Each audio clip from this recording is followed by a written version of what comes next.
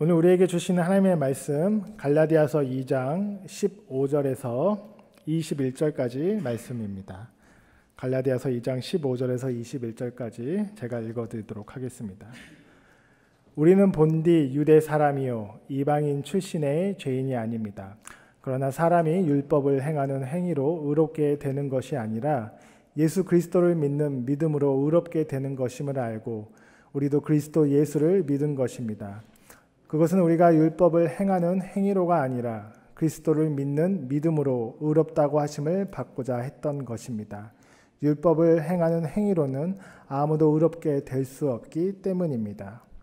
우리가 그리스도 안에서 의롭다고 하심을 받으려고 하다가 우리가 죄인으로 드러난다면 그리스도는 우리로 하여금 죄를 짓게 하시는 분이라는 말입니까? 그럴 수 없습니다. 내가 헐어버린 것을 다시 세우면 나는 나 스스로를 범법자로 만드는 것입니다. 나는 율법과의 관계에서는 율법으로 말미암아 죽어버렸습니다. 그것은 내가 하나님과의 관계 안에서 살려고 하는 것입니다. 나는 그리스도와 함께 십자가에 못 박혔습니다. 이제 살고 있는 것은 내가 아닙니다. 그리스도께서 내 안에서 살고 계십니다. 내가 지금 육신 안에서 살고 있는 삶은 나를 사랑하셔서 나를 위하여 자기 몸을 내어주신 하나님의 아들을 믿는 믿음 안에서 살아가는 것입니다. 나는 하나님의 은혜를 헛되게 하지 않습니다. 의롭다고 하여 주시는 것이 율법으로 되는 것이라면 그리스도께서는 헛되이 죽으신 것이 됩니다. 아멘. 할렐루야. 코로나 바이러스로 인하여서 굉장히 상황이 어지럽고 그렇습니다. 여러분들께서 교회에서 전하는 소식에 귀를 기울여 주시고요. 매일 거의 시시각각으로 바뀌고 있는 상황이기 때문에 그래서 여러분들이 교회 전하는 소식에 귀를 잘 기울여 주시기 바랍니다. 온라인으로 오늘 예배 드리신 분이 많으신 걸로 알고 있습니다. 1부, 2부 온라인 예배 드렸고 또 3부에 온라인으로 예배 참여하신 여러분, 비록 온라인으로 예배를 드리시지만은 오늘 하나님 앞에 예배를 드리는 경건한 마음으로 이 예배에 참여해 주시기를 부탁드립니다. 제가 교회사를 쭉 살펴보니까요, 이런 감염병이 교회 역사에 참 많이 있었습니다. 심지어는 뭐 수백만 명씩 죽는 그런 상황 속에서 신앙생활을 또 해갔던 그런 때도 있었습니다. 종교개혁 시에도 흑사병으로 인하여서 굉장히 많은 사람들이 생명을 잃었습니다. 중요한 것은 하나님을 우리가 바라보는 것, 그리고 하나님의 은혜와 긍휼을 구하는 것이 우리에게 필요한 줄 압니다. 여러분들이 스스로 건강을 위하여 주의하시고 또 다른 사람들을 또 잘 배려하시고 하셔서 하나님이 주시는 은혜로 이 어려운 시기를 잘 극복해 나갈 수 있으면 감사하겠습니다. 자리들을 가능한 한 좀 멀찍멀찍이 앉아주시고요. 부부라고 하더라도 조금 떨어져 앉아 계시면 감사하겠습니다. 예, 저기 김재 집사님 저 끝에 가서 앉으시면 감사하겠습니다. 예, 마음은 뭐 그렇지 않겠지만 떨어져 앉아 계시고 감사합니다. 잠깐 기도하겠습니다. 하나님 아버지, 주의 은혜를 구합니다. 하나님 허락하여 주는 은혜로 이 시간 우리의 마음을 붙들어 주시고 말씀의 깊은 은혜가 우리 가운데 흘러넘치는 복된 시간 되게 축복을 내리워 주시옵소서. 감사함이 예수님의 이름으로 기도하옵나이다. 아멘. 어떤 화가가 그린 그림이 있어요. 그림의 제목은 버림받은 예수라는 그런 그림입니다. 그림의 내용은 이래요. 어떤 큰 예배당 계단에 예수님이 이렇게 서 계십니다. 그리고 그 주변에 여러 종류의 사람이 있어요. 신문을 읽고 있는 사람, 그리고 또 여행을 가기 위해서 막 택시를 잡는 사람, 또 시험관을 들고 또 뭔가 생각하는 사람, 이런 사람들이 있습니다.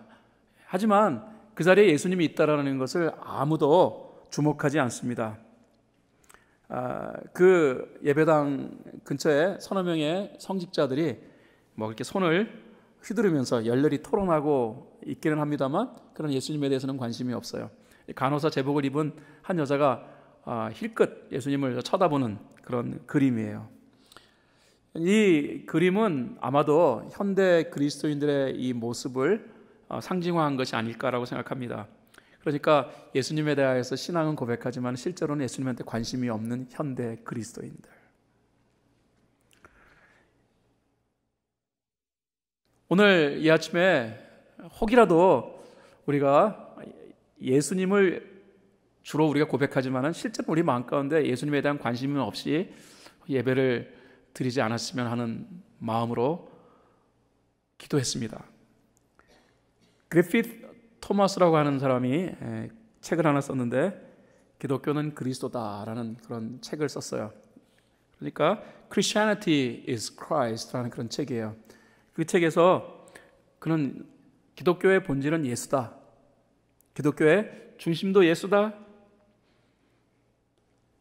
우리 그리스도인들의 사역, 그리고 우리 그리스도인들의 섬김, 우리 그리스도인의 삶의 모든 것은 그리스도가 결정한다. 뭐 이런 내용의 책을 썼습니다. 그 책을 통해서 다시 저도 발견하는 것이 예수님이 진짜 본질이구나. 예수님이 정말로 본질이구나.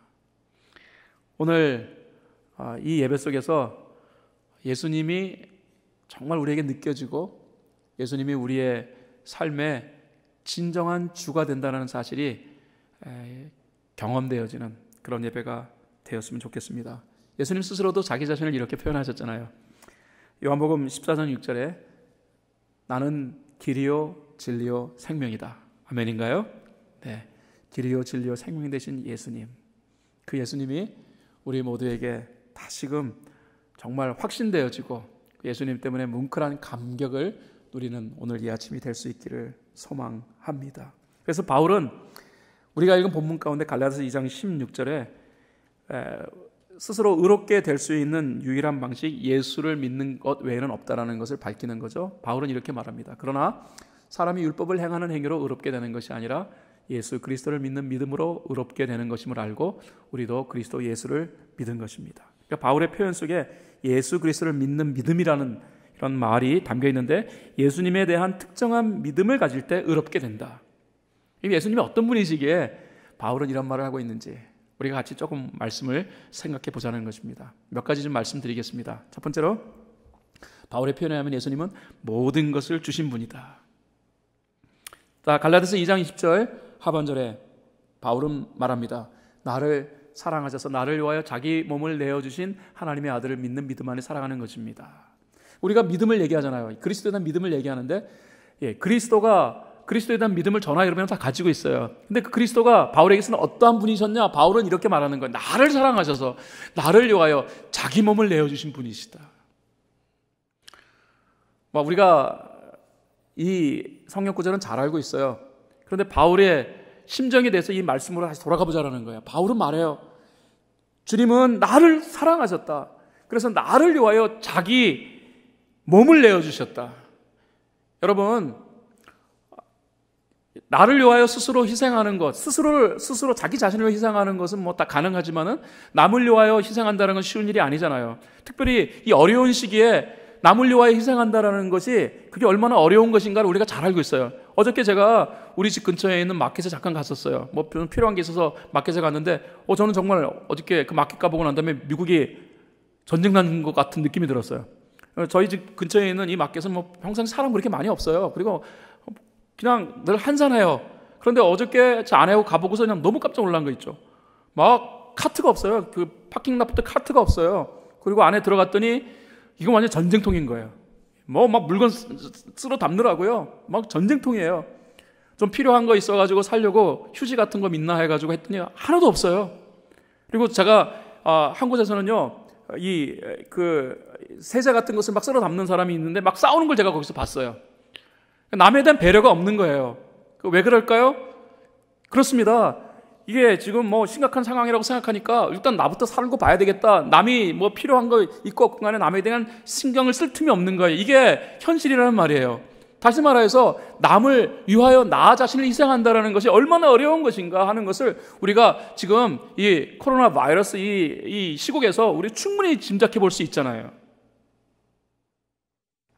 그런데 예수님은 어떻습니까? 예수님은 바울에게 있어서 자기 자신을 내어주신 분이라고 바울이 표현하고 있다는 거예요. 왜? 여러분, 왜라는 질문을 한번 던져보실래요? 항상 우리가 예수님이 나를 위하여 대속해 주셨다라고 다 이렇게 고백을 하는데 거기에 질문을 던져봐야 돼요. 그런데 왜? 저희 부모님이 예전에 비즈니스를 하셨는데 그 비즈니스 하셨던 건물의 그 건물주 랜드로드가 유태인이었어요. 그런데 제가 그때 대학생 시절이었는데 그 유태인에게 좀 복음을 전해야겠다라는 그런 막 뜨거운 마음이 있었어요. 그때 이제 전도법을 배워가지고서 그래서 그에게 좀 복음을 전해야겠다. 그런 마음을 먹고 그리고 어느 날 그분하고 만날 기회가 있어가지고 제가 그분한테 예수를 믿으라고 그래야 구원이 있다라고 제가 그렇게 말했어요. 그랬더니 그 유태인이 그분 표정이 아주 이상한 표정을 지으시더라고요. 아주 이상한 표정을 지으면서 그러면서 어떻게 예수를 믿으면 구원을 얻게 되냐고 얘기를 하는 거예요. 그래서 제가 배운 대로 그럼 그 다음 답은 이거야. 예수가 당신을 사랑하기 때문에 Because Jesus Christ loves you so much. 내가 그 얘기를 했거든요. 그때 이번에 표정이 더 심각해지는 거예요. 인상을 쓰면서 그런데 왜 예수가 나를 사랑하냐? 그때만 해도요, 저는 유태인에 대해 이렇게 생각했습니다. 유태인이 자기 의의가 너무 강해가지고서 그래서 이렇게 받아들이지 못하는 거다라고 생각했어요. 그래서 유태인은 너무 교만해가지고 자기 의의가 너무 세가지고 자기가 의로운 사람이라고 생각하기 때문에 예수가 당신을 사랑한다는 말을 받아들이지 못한다라는 그런 생각을 했어요. 그런데 한참 세월이 흘러가지고 나도 이제 좀 성숙해지고 조금 성숙해졌으니까 그러면서 돌아보면은 실제로 나하고 아무 관계 없는 자가 나를 사랑한다라는 이 내용에 대한 내가 퀘션을 달 수밖에 없더라고요. 왜? 그가 왜 나를 사랑하냐고. 아니 사랑해서 나한테 먹을 것도 주고 뭐 돈도 주고 할 수는 가능하지만 자기 자신을 준다라는 것이 그게 받아들이기 어렵지 않아요?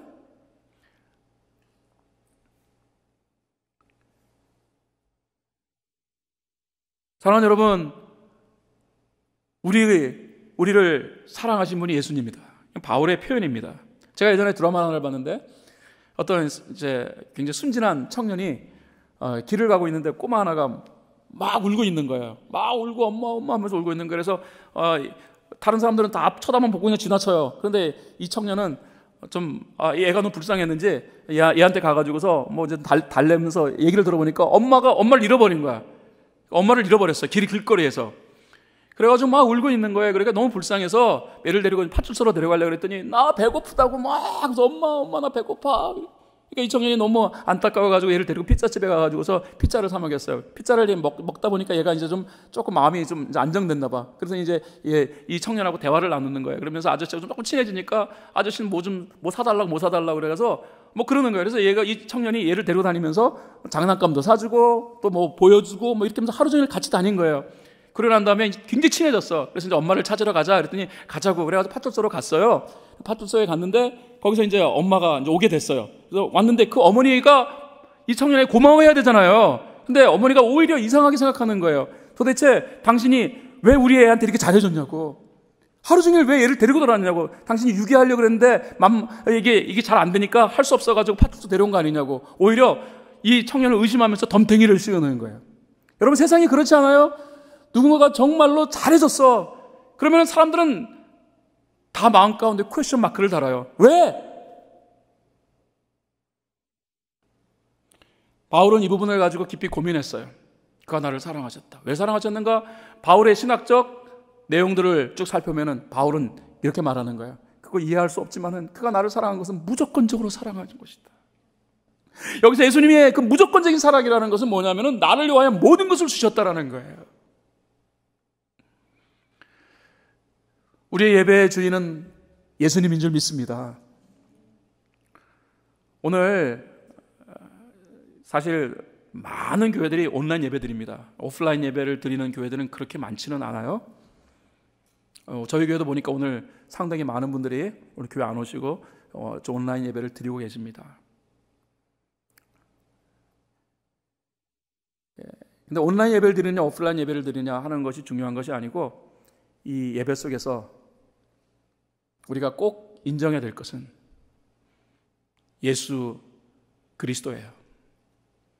주님이 나를 너무 사랑하셨기 때문에 나를 위하여 모든 것을 주신 분이시기 때문에 그래서 내가 오늘 예배를 드립니다. 코로나 바이러스가 극성을 부리는데 뭐 교회까지 와가지고 굳이 예배를 드려야 되는가 하고 생각하시는 분들 계실지 모르겠어요. 네. 저는 이 전염병이 있을 때는 온라인 예배를 드려도 저는 된다고 생각합니다. 우리 스스로를 보호하고 또 다른 사람에게 또 피해를 주지 아니하고 하는 배려의 의해서 온라인 예배를 드려도 된다고 생각해요. 그런데 중요한 것은 사실 예배의 주인 대신 예수 그리스도의 사랑에 근거한 예배가 되어야 된다는 거예요.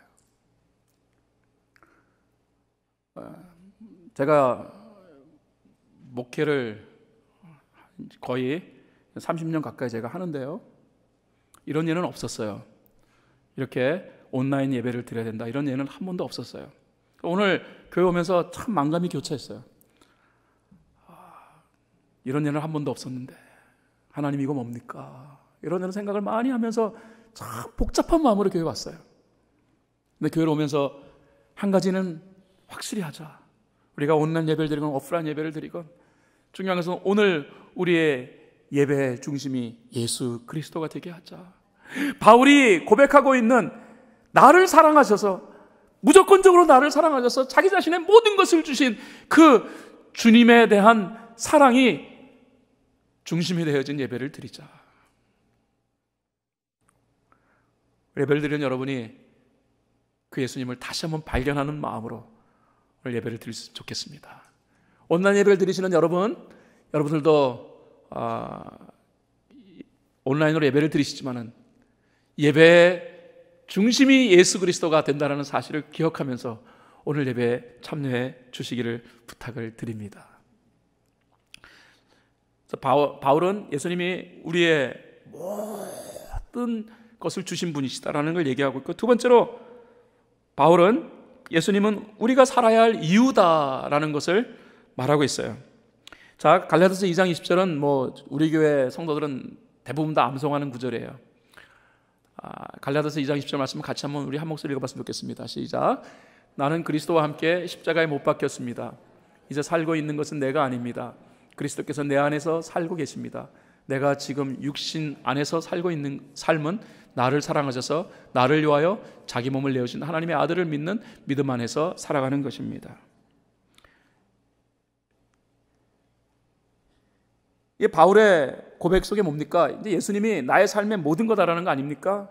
그리고 예수님이 내가 살아야 할 이유가 된다라는 것을 20절에서 말씀하고 있습니다. 이후 바울은 이제 그 예수님이 목적이 되어지는 삶을 또다시 고백해요. 그래서 로마서 14장 8절 9절에 바울은 우리가 살아도 주를 위하여 살고 죽어도 주를 위하여 죽나니 그러므로 사나 죽으나 우리가 주의 것이로다. 예수님이 내 삶의 모든 것이 되신다. 예수님은 내 삶의 이유다. 사랑하는 여러분, 오늘 예배가 예수님이 우리의 주인 되기 때문에 드리는 것이 우리의 예배의 이유가 됐으면 좋겠습니다. 우리의 다음 한 주간의 삶도 예수님이 이유가 된 삶을 이뤄갔으면 좋겠어요.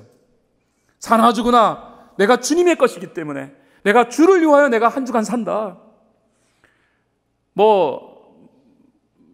TV 방송 이렇게 틀면은 온통 코로나 바이러스 얘기고 온통 세상이 좀 그래요. 어디 가나 정신이 없어요.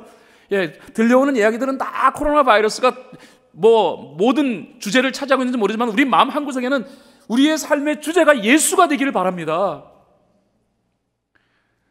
세상 사람들은 예수를 모르니까 코로나 바이러스 얘기, 그래서 경제는 어떻게 되어지고 그 다음에 물은 필요하고 이거 혹시라도 감염되면 어떻게 하나, 감염되지 않게는 어떻게 하나, 이런 생각을 사로잡혀 있는지 모르지만 우리의 영적인 생각 속에는 내가 예수를 위해 어떻게 살아야 할까를 한 주간 고민할 수 있는 우리 모두가 될 수 있기를 저는 바라는 거예요. 왜 우리 예수님이 우리의 삶의 목적이 될 수밖에 없냐면요, 이제 갈라디아서 2장 20절 말씀을 우리가 좀 분석해 봐야 합니다. 갈라디아서 2장 20절 첫 시작은 이렇게 되어 있습니다. 2장 20절 상반절에 나는 그리스도와 함께 십자가에 못 박혔습니다라고 되어 있어요. 근데 이게 그냥 단순한 내용 같지만은요, 이 내용 안에는 바울의 과거의 삶, 바울의 현재의 삶, 바울의 미래의 삶에 대한 모든 총체적인 내용들이 이 한 절 속에 담겨져 있어요. 나는 그리스도와 함께 십자가에 못 박혔습니다. 여러분, 십자가는 예수님과 우리가 십자가면 다 예수님을 떠올려요. 그러나 실제로 예수님과 십자가는 서로 어울릴 수 있는 게 아니에요. 십자가라는 것은 어떤 거냐면 형벌의 장소입니다. 왜 예수님이 형벌을 받아야 해요? 예수님 무슨 죄를 지었길래? 십자가는 예수님과 아무 관계 없어요. 십자가와 관계되어진 존재는 예수님이 아니라 저와 여러분이에요. 십자가는 형벌의 자리란 말이에요. 형벌의 상징이라는 말입니다. 그런데 사람들은 십자가면 누구를 떠올리면 예수님을 떠올린다니까요. 그런데 그 예수님이 왜 십자가에 못 박혔습니까? 대속 때문에 못 박히신 거예요. 우리의 죄를 대신하시기 위해 십자가에 못 박히신 거라니까요. 로마서 3장 23절에 바울이 무슨 얘기를 합니까? 모든 사람이 죄를 범하였습니다. 그래서 사람은 하나님의 영광이 못 미치는 처지에 놓여 있습니다. 사람이 죄를 지었다. 그럼 죄 지으면 어떻게 됩니까? 죄의 결과는 어떻게 됩니까? 로마서 6장 23절 상반절에 바울은 말합니다. 죄의 삭은 죽음입니다. 그래서 십자가 못 박힌 사람은 다 죽어요. 십자가에서 살아나는 사람이 없어요. 예수님 이후로 십자가에서 못 박혀가지고 살아나는 사람이 없다니까. 십자가에 못 박히면 다 죽게 되어 있습니다. 그래서 십자가는 형벌이에요. 형벌. 죄의 삭세에 의한 형벌의 상징이에요. 히브리서 9장 27절에 보면은 사람이 한 번 죽는 거 정해진 일이고 그 뒤에는 심판이 있다라고 얘기하잖아요. 그러므로 모든 사람은 죄값을 치러야 해요. 그런데 그 죄값을 치르는 십자가의 자리에 예수님이 인벌브 하셨어요. 그리고 그 죄값을 예수님이 치러 주셨어요.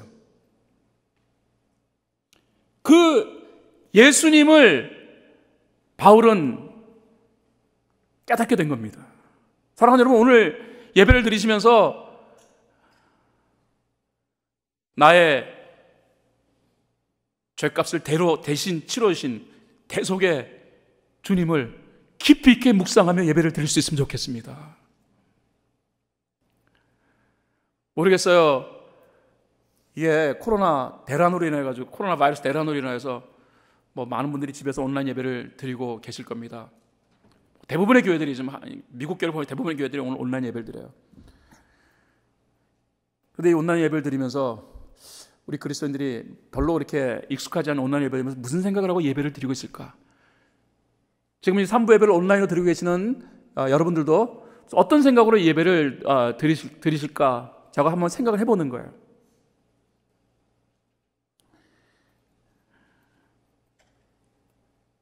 익숙하지 않은 예배, 이거 어떻게 하고 있나? 이거 어떻게 진행되고 있나? 궁금하면 여러분 그렇게 예배에 참여하고 계십니까? 그러시면 안 돼요. 비록 어려운 상황에서 우리가 온라인 예배를 드리지만 그럼에도 불구하고 예수님 때문에 예배를 드릴 수 있는 마음이 저와 여러분에게 있어야 해요. 혹이라도 오프라인 예배에 참여하신 여러분들 가운데서 이거 내가 여기 또 감염되면 어떡하나라는 이런 복잡한 마음으로 예배를 드리지 마시고요. 우리 예배의 자리에서 나를 위하여 대속하신 그 주님을 깊이 있게 느끼면서 예배를 드릴 수 있기를 저는 바라는 거예요. 그래서 히브리서 기자는 이런 표현을 했습니다. 믿음의 창시자요 완성자이신 예수를 바라봅시다. 그 히브리서 12장 2절에 있는 내용인데요. 바라보자라는 말이에요. 묵상하자는 말이에요. 집중하자는 말이에요. 어려운 시기에 신앙인은 말입니다. 우리의 삶을 대속하여 주신 십자가의 형벌을 대신 받으신 그 주님을 집중할 수 있어야 해요.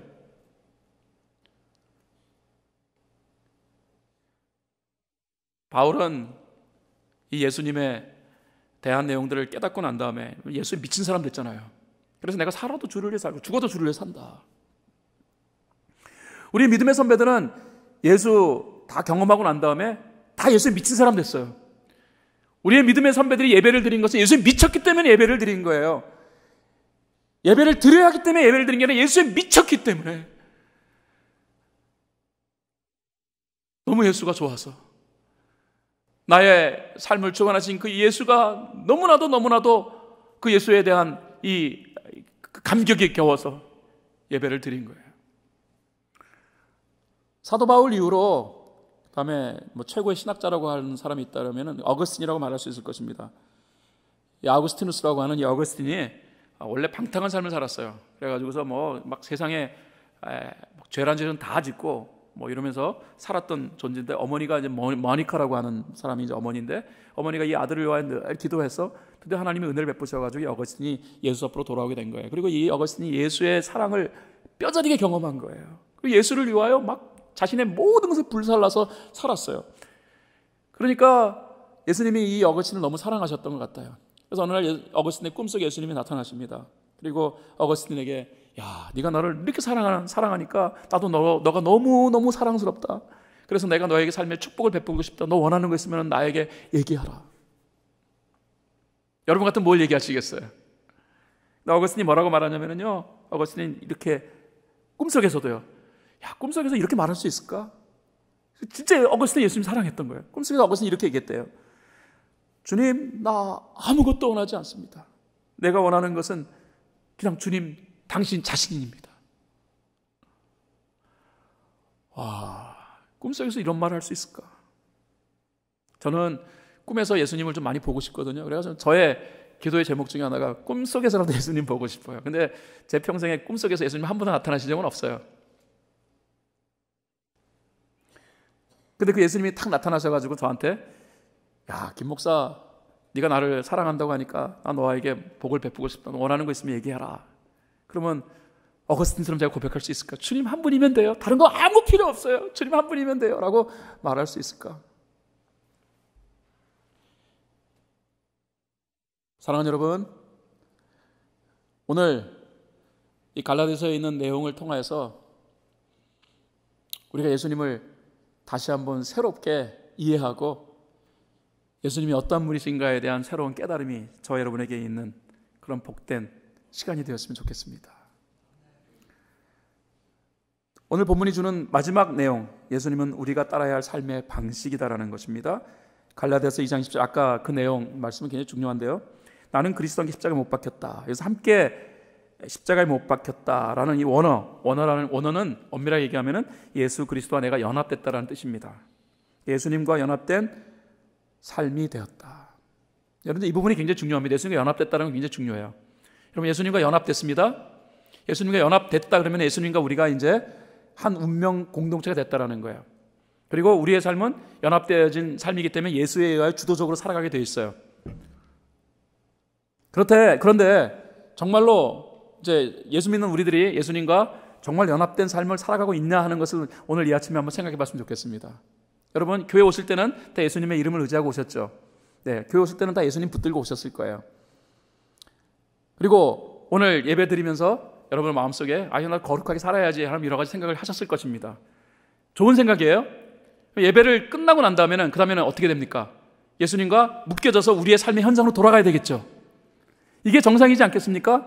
그런데 그렇다면은 예배 잘 드리고 거룩한 마음을 갖고 또 내 마음이 굉장히 또 거룩해진 것 같은 그런 느낌을 가지고 우리가 돌아갔는데, 그러면 우리 일상의 삶, 월요일부터 토요일까지 우리의 삶이 그러면은 정말로 거룩하게 살아가는 삶을 유지하느냐? 그럼 대부분 성도들은 그렇지는 않은데요 라고 말해요.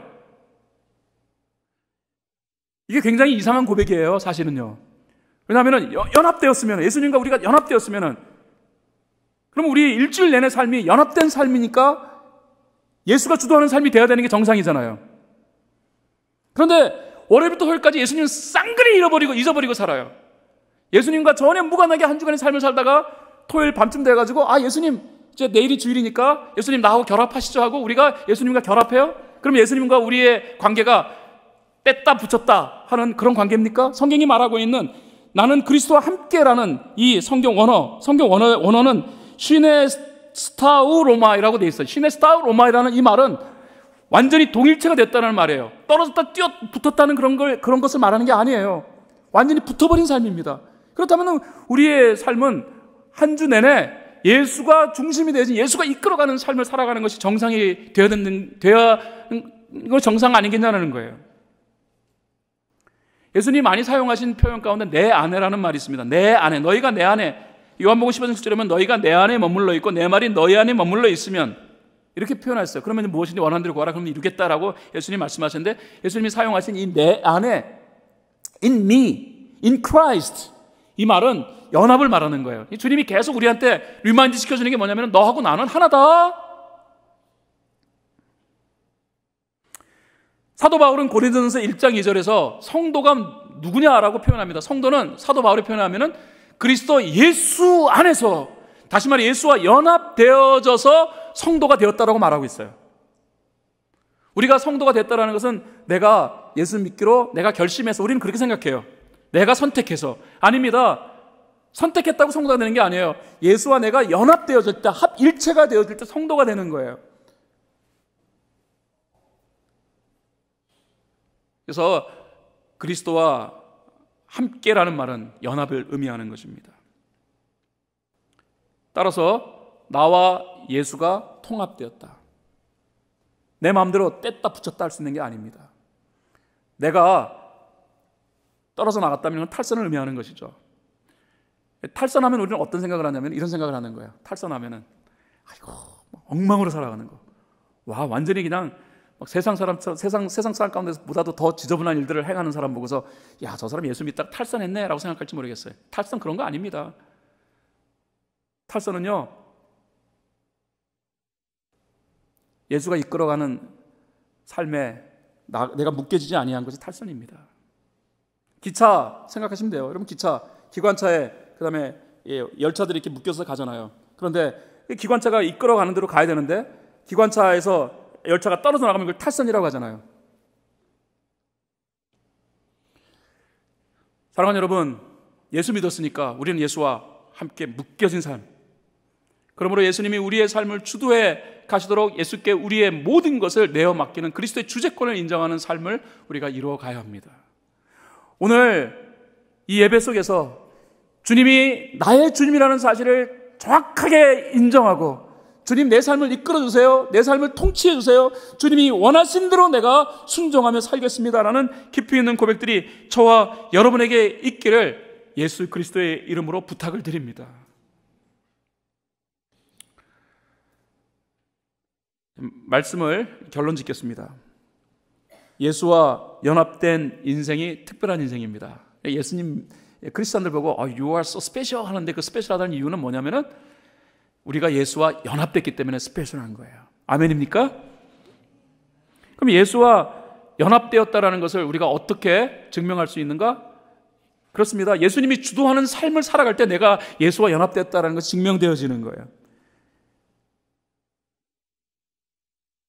예수와 연합된 사람만이 소망을 품을 수 있는 줄 믿습니다.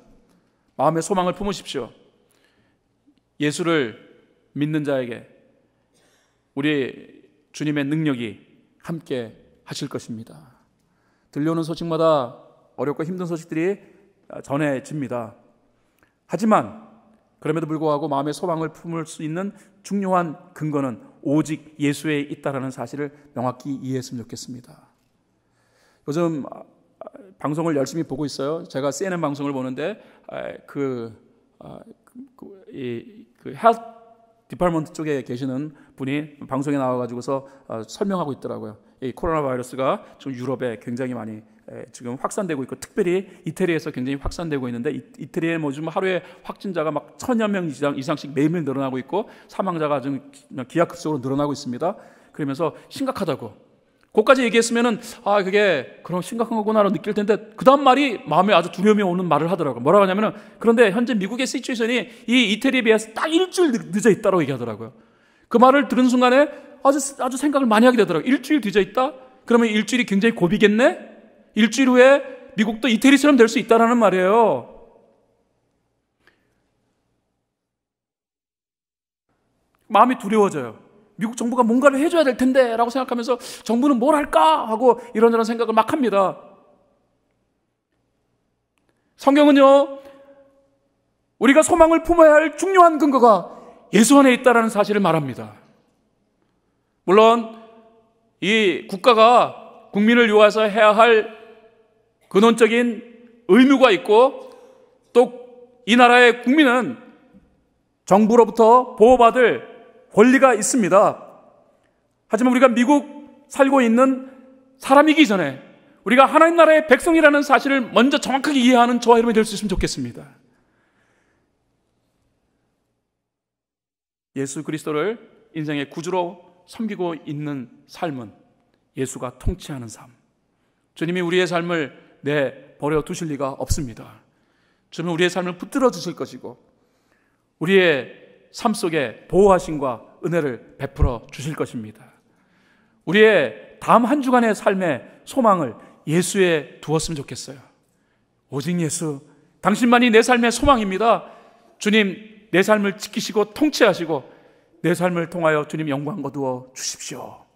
이것이 오늘 예배를 드리고 다음 한 주간을 살아야 할 저와 여러분의 고백이 될 수 있기를 소망합니다.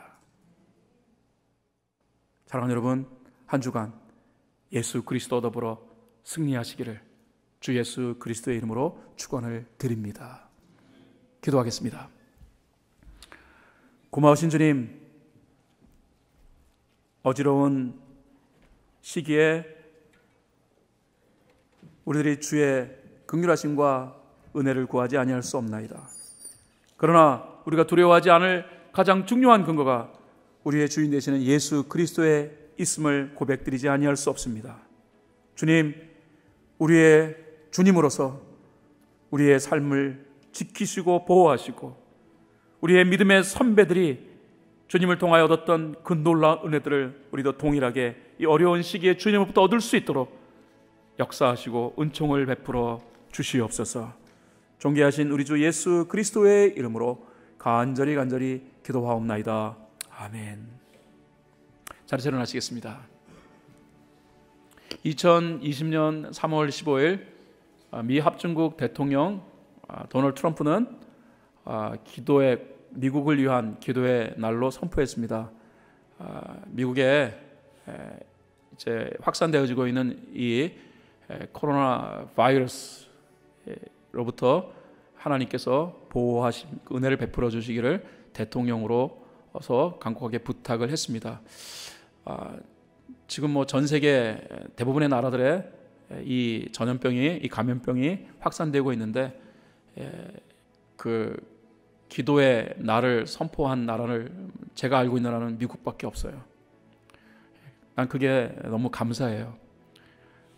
그래서 그래도 우리가 의지하고 또 우리가 간절히 소망을 두어야 할 분이 하나님이라는 사실을 오늘 미국 전역에서 다시 한번 좀 확인하며 우리 하나님의 긍휼하심과 은혜가 이 미국 땅에 흘러넘칠 수 있도록 우리가 합심하여 기도하고자 합니다.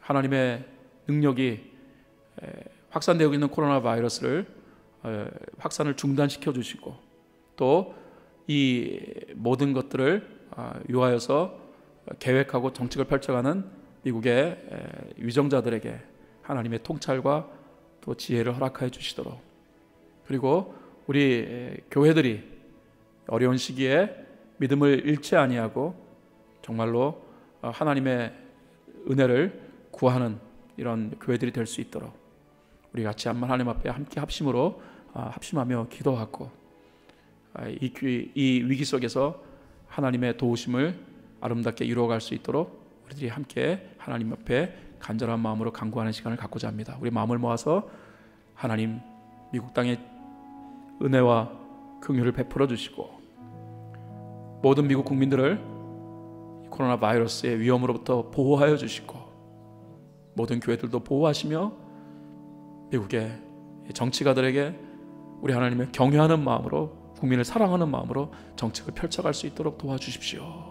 우리 간절한 마음으로 함께 하나님 앞에 합심하여 기도하겠습니다.